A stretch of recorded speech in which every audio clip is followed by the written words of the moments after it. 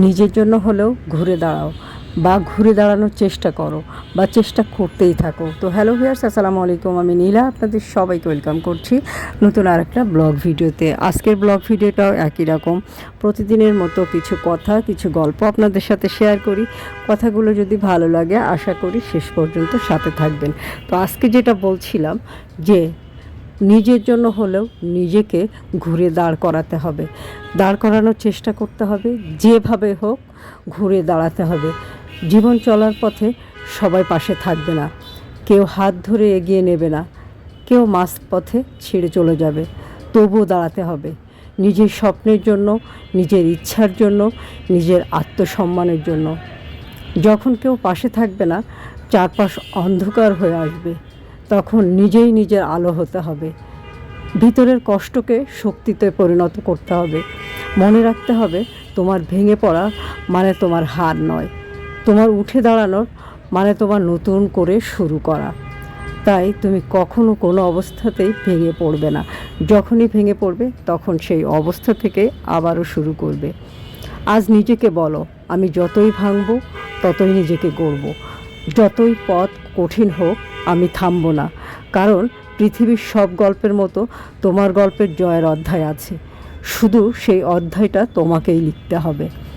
তুমি হয়তো ক্লান্ত, ভিতরে ভিতরে তুমি অজস্র কষ্ট বহন করে চলেছ, কিন্তু এই মুহূর্তটাই তোমার নতুন শক্তি খোঁজার সময়। দাঁড়াও, চোখে আগুন নিয়ে হাঁটতে শুরু করো, কারণ তোমার গল্পের প্রধান চরিত্র তুমি নিজেই, আর তোমার বিজয়ের অপেক্ষা করছে তোমার সামনে। নিজেকে রাঙিয়ে তুলতে হবে নিজের রঙে, মন খুলে সৃষ্টিকর্তার সাথে কথা বলতে হবে।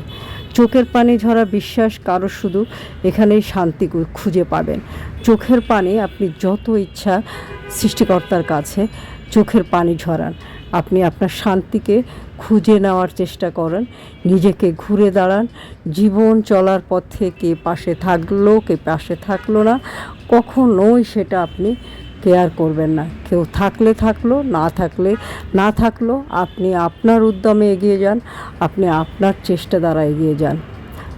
তাই আমি আজকে গল্পটা আমার কাছে গল্প ঠিক না, কিছু ইন্সপায়ার্ড কথা আমার খুবই ভালো লেগেছে। আমি নিজেকে সবসময় নিজে মোটিভেট করার চেষ্টা করি। আমিও ঠিক নিজেকে ঘুরে দাঁড়ানোর চেষ্টায় এখনও পর্যন্ত অব্যাহত রেখেছি। সফল না হলে সফলতা বা ব্যর্থতা বা কষ্টটার গল্প কেউ শুনতে চায় না। আমি যখন সফল হব তখন আমার আত্মীয় স্বজন, ভাই বোন সবাই হয়তো আমাকে দেখিয়ে বলবে, ও কষ্ট করেছিল তাই আজকে সফল হয়েছে। আমি যদি ব্যর্থ হই তাহলে কেউ হয়তো বলবে যে অনেক চেষ্টা করেছে কিন্তু পারেনি। সেটা আমার একান্ত ভাগ্য। হয়তোবা যদি আমার ভাগ্য সহায় না থাকে, আমি যদি সেটা দেখে যাওয়ার সৌভাগ্য না হয়, তাহলে হয়তো আমি হেরে যাব। অন্যথায় আমি বেঁচে থাকলে আমি ঘুরে দাঁড়াবো। এটা আমার সৃষ্টিকর্তার কাছে আমার ওয়াদা বলতে পারেন, আমার প্রতিজ্ঞা বলতে পারেন, নিজের কাছে নিজের প্রতিজ্ঞা বলতে পারেন। তো যাই হোক, অনেক কথা বললাম, আর কথাগুলো কিন্তু খুবই খুবই খুবই খুবই আমার ভালো লেগেছে, যার কারণে কথাগুলো আপনাদের সাথে শেয়ার করেছি। আমি চেষ্টা করি আমার কথার মাধ্যমে এরকম আমার মতো হাজারো নারী যেন একটু হলেও ঘুরে দাঁড়ানোর সাহস পায়। অনেকেই আছে অনেক মেধা, অনেক শক্তি, অনেক অর্থ প্রতিকূলতা, অনেক কিছু, অনেক অর্থবিত্ত সব কিছু আছে, কিন্তু তাদের প্রতিকূলতা তারা নিজেরাই তৈরি করে।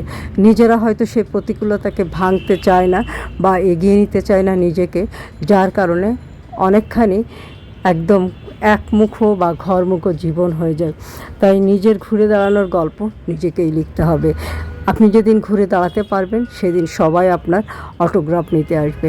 তো যাই হোক, কথা বলতে বলতে কিন্তু অনেক অনেক অনেক খানি পেরিয়ে আসলাম পথ। জীবনের পথ পেরিয়ে আসলেও চেষ্টা কিন্তু অব্যাহত রাখতে হবে। কখনোই চেষ্টাটাকে বাদ দেওয়া যাবে না। চেষ্টা যতক্ষণ আপনি চালিয়ে যাবেন, হয়তো কিছু শিখবেন, নয়তো কিছু অভিজ্ঞতা অর্জন করবেন, নয়তো হয়তো একটু কষ্ট হবে, কিন্তু এই কষ্টের বিনিময়ে আপনি কিছু না কিছু শিখতে পারবেন। নিজেকে ঘুরে দাঁড়ানোর জন্য নতুন নতুন চ্যালেঞ্জ নিতে হবে, নতুন নতুন সৃষ্টির সাথে পরিচয় হতে হবে, নতুন নতুন সংস্কৃতির সাথে, নতুন নতুন প্রগতির সাথে, নতুন প্রযুক্তির সাথে আপনাকে আপডেট করে নিতে হবে। আপনি যে বয়সেই যান না কেন, আপনি সব বয়সে স্মার্ট হওয়ার চেষ্টা করবেন। আর স্মার্ট হতে গেলে সুন্দর কিছু শাড়ি কিন্তু পরতেই পারেন। নিজেকে সুন্দর পরিপাটিভাবে প্রেজেন্ট করার জন্য শাড়ির বিকল্প আর কিছুই নেই। আর সুন্দর এই শাড়িগুলো আপনি কোথায় পাবেন জানেন তো? সুন্দর এই শাড়িগুলো পেয়ে যাবেন অদ্রি ফ্যাশন অ্যান্ড লাইফস্টাইলের পেজ বা নীলা হাফিজার পেজে। শাড়িগুলো ভালো লাগলে একটা ছোট্ট স্ক্রিনশট নিয়ে আমাদের পেজ ইনবক্স করবেন।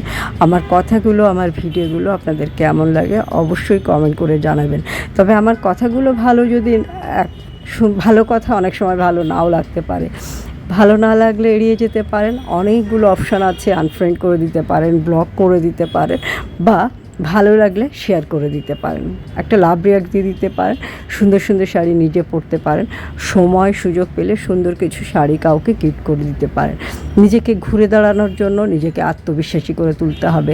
আত্মবিশ্বাসী করতে গেলে সুন্দর একটা শাড়ি পরে আয়নার সামনে নিজেকে দেখবেন আপনি কিন্তু চাইলে সব কিছু করতে পারেন, যদি আপনার ইচ্ছা, মনোবল, শক্তি এগুলো থাকে। আর যদি সব কিছু মেনে নিয়ে মনে করেন না, জীবনটা একদম সাদামাটাভাবেই চলে যাবে, একতরফাভাবেই চলে যাবে, ঠিক যেভাবে আপনি চালিয়ে নিতে চান সেভাবেই চালাতে পারবেন। আপনার মনোবলটাই মেন। আর নিজেকে ঘুরে দাঁড়ান নিজের জন্য, নিজের পরিবারের জন্য, নিজের বাবা মার জন্য, নিজের সন্তানের জন্য। আপনি কিছু প্রতিষ্ঠা করতে পারলে সেটা কিন্তু এগিয়ে নিয়ে যেতে পারবে আপনার সন্তানেরা। আর আপনি যদি কিছু প্রতিষ্ঠা না করতে চান বা না করতে পারেন, তাহলে কিন্তু আপনার সন্তানদেরকে শুরু করতে হবে, তখন তাদের কষ্টটা একটু বেশি হবে। তো যাই হোক, অনেক সুন্দর কিছু শাড়ি দেখালাম, অনেকক্ষণ গল্প করলাম। আমার কথাগুলো আপনাদের কেমন লাগলো অবশ্যই একটা কমেন্ট করে জানাবেন। সুন্দর সুন্দর শাড়ি পরে এরকম প্রকৃতির মাঝখানে ঘুরতে চলে যাবেন। আর আমার পেজ অদ্রি ফ্যাশন অ্যান্ড লাইফস্টাইলের পেজটা ফলো করে দিবেন। ভালো থাকবেন, সুস্থ থাকবেন, আমার পেজের সাথে থাকবেন। আল্লাহ হাফেজ, আসসালামু আলাইকুম।